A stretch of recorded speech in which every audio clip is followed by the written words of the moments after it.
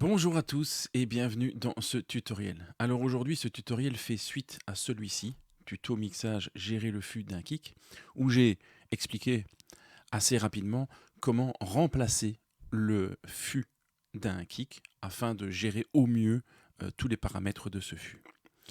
Eh bien, nous allons faire aujourd'hui la même chose mais avec une caisse claire et contrairement au tutoriel précédent où j'ai utilisé des plugins payants, ici je le fais uniquement avec des plugins gratuits ou intégrés à Reaper.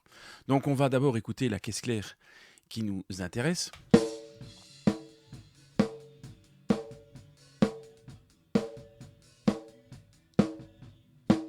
Donc la prise de son est tout à fait correcte, mais imaginons que nous souhaitons avoir un fût qui possède un autre sustain, un autre type de tonalité, un autre type de timbre, tout en gardant le jeu du batteur, parce que c'est une prise de batterie acoustique live.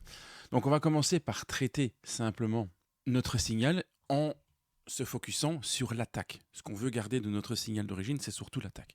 Donc ici, on va aller rechercher la fondamentale de notre caisse claire.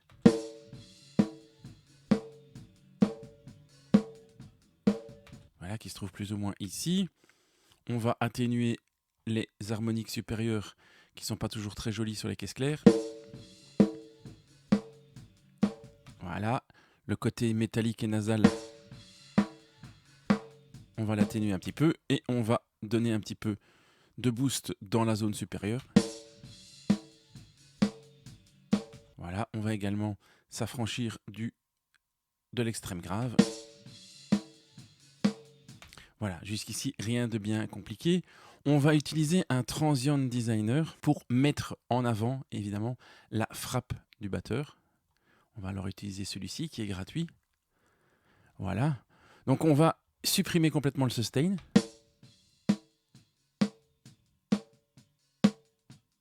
Et on va augmenter un petit peu l'attaque. Voilà. Ce qui va nous aider d'ailleurs dans notre prochain plugin, qui sera une gate. Alors on va s'arranger pour gater vraiment, supprimer le bruit de fond au maximum. Et comme ici, il n'y a que l'attaque qui nous intéresse, eh bien on va se contenter de juste l'attaque initiale.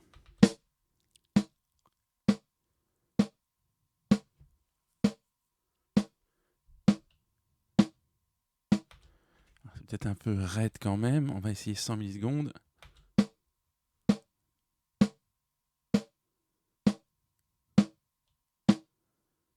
Voilà, on va aller plus loin dans l'arrangement, voir si, genre déroulement comme ça, on ne sacrifie rien. Non, on constate qu'on a bien tous nos coups. Ce qu'on va faire maintenant, c'est qu'on va choisir un fût. On va créer une nouvelle piste. On va aller chercher un instrument virtuel de batterie. Par exemple, ici, on va prendre dans la bibliothèque de Steven Slate Drum 5, qui existe en version gratuite. Voilà, donc on va prendre par exemple le Free Edition. Voilà. On va uniquement s'intéresser au snare top et snare bottom qu'on va mettre en solo.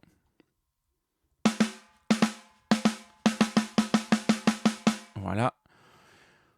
On va sortir 4 ou 5 samples de cette bibliothèque. Donc je crée ici, on va renommer SSD, on va même nommer ça Snare Slate. Alors vous pouvez prendre le sample qui vous fait plaisir, hein, ça n'a pas beaucoup d'importance. Donc on va chercher la note qui est relative à la snare, qui est ici. On va ici créer une note à chaque mesure. Voilà, alors on va prendre un sample qui est de bas niveau, un sample de moyen niveau, un sample de 3/4 force.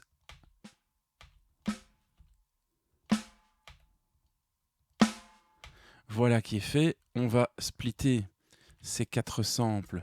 On va renommer ces items. On va aller dans le menu extension, SWS, label processor.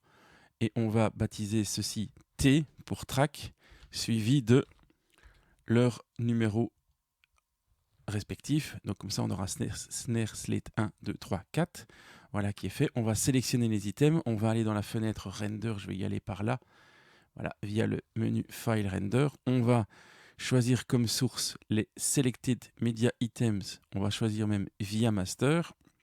On va choisir un endroit pour les placer. Ici, moi, ce sera par exemple dans mon bureau où je vais créer un nouveau dossier. D'ailleurs, on va faire ça proprement dans mon Home Studio, banque de son. On va créer un nouveau dossier. On va mettre ça sample slate free.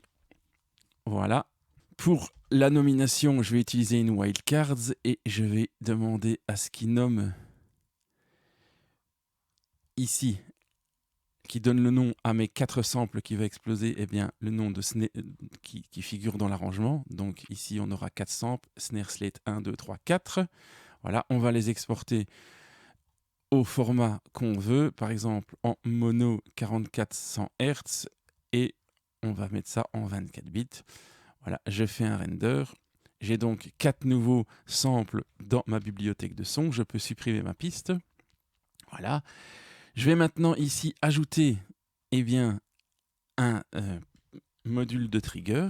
Donc on va utiliser le Stillwell Drum Trigger. Voilà, on va se mettre sur le canal 1, la note par exemple 38 qui est le général MIDI.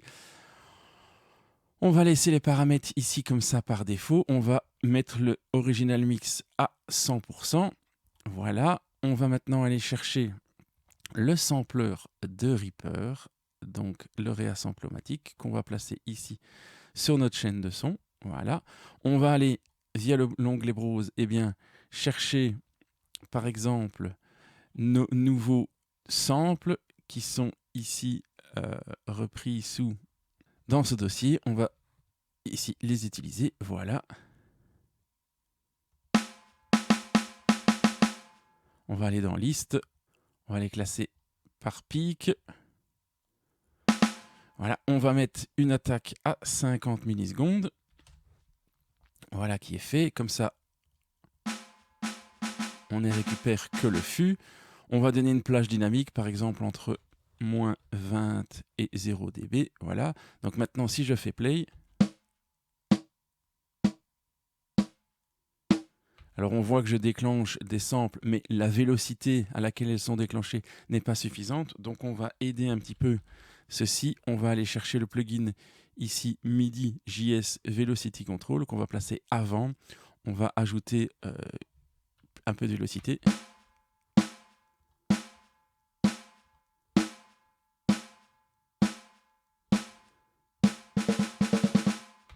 Voilà, on voit donc qu'il alterne entre les... Alors je vais peut-être réduire un tout petit peu ici l'augmentation de vélocité.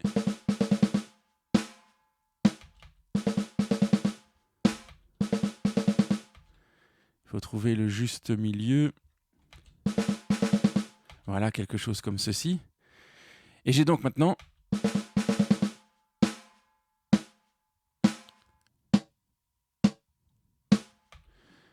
grâce à ce potard, la possibilité de gérer le sustain de ma caisse claire.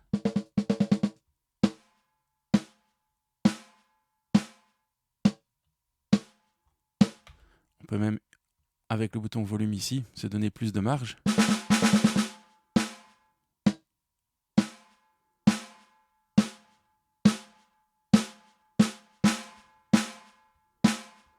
Et comme dans le précédent tutoriel, on peut utiliser le pitch.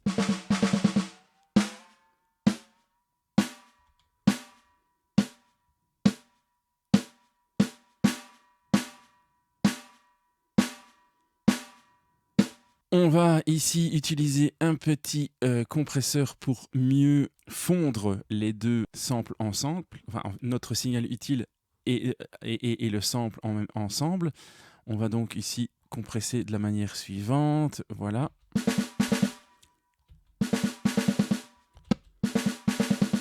Voilà, et on va pourquoi pas, comme on l'a fait tout à l'heure, dans l'autre vidéo, utiliser également un clipper pour...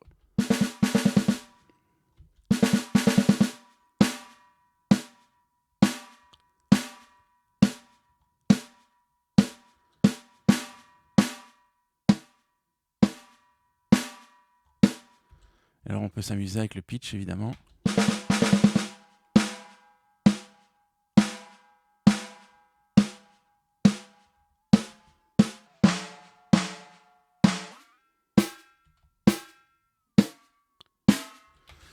Et on peut bien entendu choisir d'autres samples, les 6 couches de celle-ci.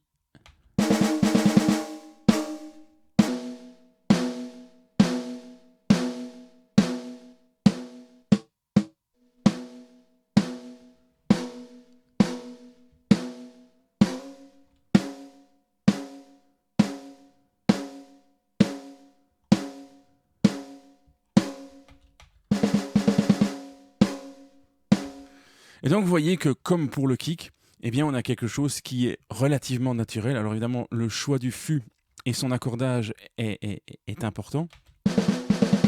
Ici on pourrait essayer avec une valeur plus petite.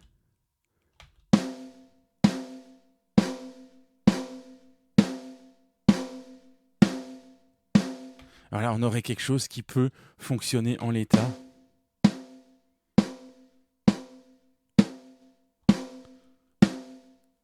Voilà. On peut même, grâce à notre gate, remonter du signal dry, donc laisser passer au travers de la gate également du signal de repisse.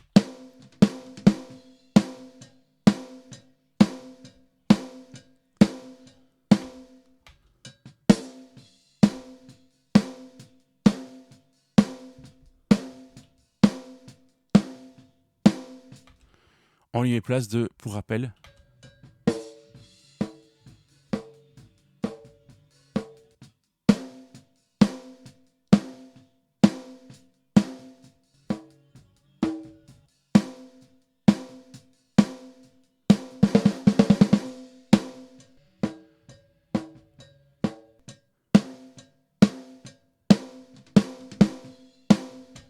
et voilà, on a quelque chose qui fait sérieusement la blague.